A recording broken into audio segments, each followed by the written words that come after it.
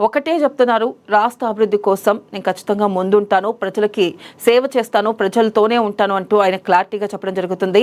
జహీరాబాద్ సభలో ఆయన వ్యాఖ్యలు కూడా మనం చూసుకున్నట్టయితే ఖచ్చితంగా ఏదైతే రాష్ట్రానికి నిధులు రావాల్సిన నిధులు కానీ, అలాగే రాష్ట్రాన్ని అభివృద్ధి పదంలో ముందుకు తీసుకెళ్ళడం కానీ, ఏ సీఎం అనేక రాష్ట్రాలు ఉన్నాయి, ఇటు కేంద్రంతో విభజించే రాష్ట్రాలు చాలా రాష్ట్రాలు ఉన్నాయి, కానీ ఎవరూ కూడా చేయని పని సీఎం రేవంత్ రెడ్డి చేస్తున్నారు. ఆ విషయంలో ఆయన్ని అభినందించాల్సిందే. నెక్స్ట్ మరొక అంశం కనుక చూసుకున్నట్టయితే కేసీఆర్ చుట్టూ దెయ్యాలు, వారి వల్లే పార్టీకి నష్టం. మా డాడీకి నేను రెగ్యులర్గా లేఖలు రాస్తా, నా లేఖతో కాంగ్రెస్ బీజేపీ సంబరపడాల్సిన పని లేదు, లోపాలు సరిచేసుకుని కేసీఆర్ నాయకత్వంలోనే ముందుకెళ్తా. ఎమ్మెల్సీ కల్వకుంట్ల కవిత సంచలన వ్యాఖ్యలు మనం చూసుకోవచ్చు. ఏదైతే క్లారిటీగా ఇటు కవిత లేఖ రాసింది, లేఖ సోషల్ మీడియాలో కానీ అలాగే ఇటు రాజకీయ నేతలు కానీ దాని గురించి ప్రస్తావించడం జరిగింది. మనం చూసుకున్నట్టయితే లేఖ అనేది వైరల్ అయింది. ఇప్పుడు దాకా కవిత అమెరికా పర్యటనలో ఉంది. అమెరికా పర్యటన నుంచి వచ్చిన తర్వాత కవిత ఈ లేఖ నేను రాయలేదు అని చెప్తుందని అందరూ ఎక్స్పెక్ట్ చేశారు. కానీ కవిత ఒక క్లియర్ కట్గా బాంబ్ పేల్చారు.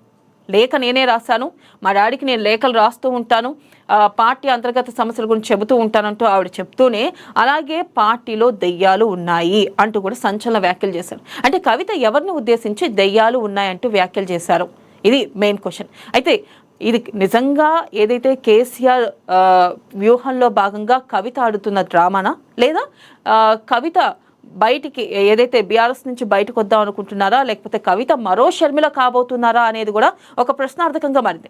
కవిత ఈ రకమైన వ్యాఖ్యలు అంటే మనం చూసుకోవచ్చు, కేసీఆర్తో కవితకి తండ్రి కూతురుల రిలేషన్. ఈ తండ్రి కూతురుల రిలేషన్లో మనం క్లారిటీగా చూసుకుంటే వెళ్ళి మాట్లాడొచ్చు కవిత, కానీ ఎందుకు లేఖలు రాశారు? ఆ లేఖ కూడా కవిత అమెరికా పర్యటనలో ఉంటే ఎందుకు బయటకు వచ్చింది?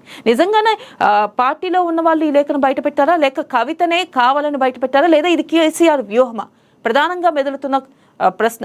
అయితే మనం ఇక్కడ చూసుకున్నట్టయితే కవిత ఏదైతే పార్టీలో దయ్యాలు ఉన్నారు, కోవర్టులు ఉన్నారు అని కవిత మెన్షన్ చేసింది. అలాగే మనం చూసుకోవచ్చు, ఆవిడ ఎయిర్పోర్ట్లోకి వచ్చిన తర్వాత కూడా ఇటు కార్యకర్తలు సీఎం సీఎం అంటూ కవితను ఉద్దేశించి నినాదాలు చేశారు. అసలు దీన్ని బట్టి మనం అంటే కవిత త్వరలోనే వేరే పార్టీ పెట్టబోతున్నారా, లేకపోతే ఈ పార్టీలోనే ఉంటూ కవిత ఎదగాలనుకుంటున్నారా? ఒక రకంగా చెప్పాలంటే నిన్న కవిత వచ్చిన తర్వాత ఎక్కడా కూడా ఎయిర్పోర్ట్లో కూడా ఇటు బీఆర్ఎస్ ఫ్లెక్సీలు కానీ ఏమీ కనిపించలేదు. అట్లాగే కేసీఆర్ కానీ కేటీఆర్ ఫోటోలు కానీ లేదా ఎవరివి కనిపించలేదు, ఎవరు కూడా రాలేదు. అయితే కవిత ఎందుకు కవిత నిజంగానే పార్టీ నుంచి బయటికి రాబోతున్నారా, ఆ రకంగానే వ్యాఖ్యలు చేశారా?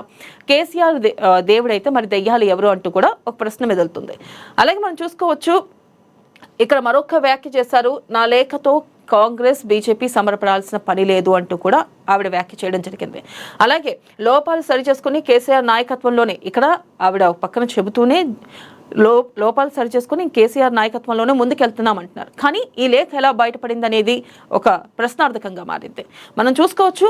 అలాగే నెక్స్ట్ అంశం కనుక చూసుకున్నట్టయితే 200 కోట్ల స్థలం సేఫ్, జూబ్లీహిల్స్లో హైడ్రా దూకుడు, 2 ఎకరాల పార్క్ ల్యాండ్ పరిరక్షణ, ఆక్రమణదారుల చెర నుంచి విడిపించిన హైడ్రా.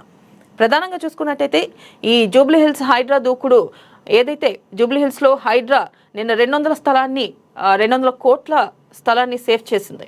అలాగే నెక్స్ట్ కనుక చూసుకున్నట్టయితే ఏదైతే కవిత చేసిన వ్యాఖ్యలు కానీ అలాగే కవిత రాసిన లేఖ గురించి ఇక్కడ క్లియర్ కట్గా ఇతర పార్టీ నాయకులు ఏమేమన్నారో చూద్దాం.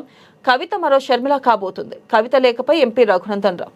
ప్రధానంగా చూసుకున్నట్టయితే కవిత మరో షర్మిల కాబోతుంది అంటూ కూడా ఎంపీ రఘునందన్ రావు వ్యాఖ్య చేయడం జరిగింది. ఇక ఇదే అంశం గురించి మనం చూసుకున్నట్టయితే మరొక అంశం, నోటీసులకు భయం ఎందుకు, కాళేశ్వరంతో 62,000 కోట్ల వృధా, ఏ తప్పు చేయకుంటే ఉలుకెందుకు, మంత్రి ఉత్తమ్ కుమార్ రెడ్డి. అలాగే మనం చూసుకున్నట్టయితే కాళేశ్వరం గురించి కూడా ఇటు కేసీఆర్కి అలాగే హరీష్ రావుకి అలాగే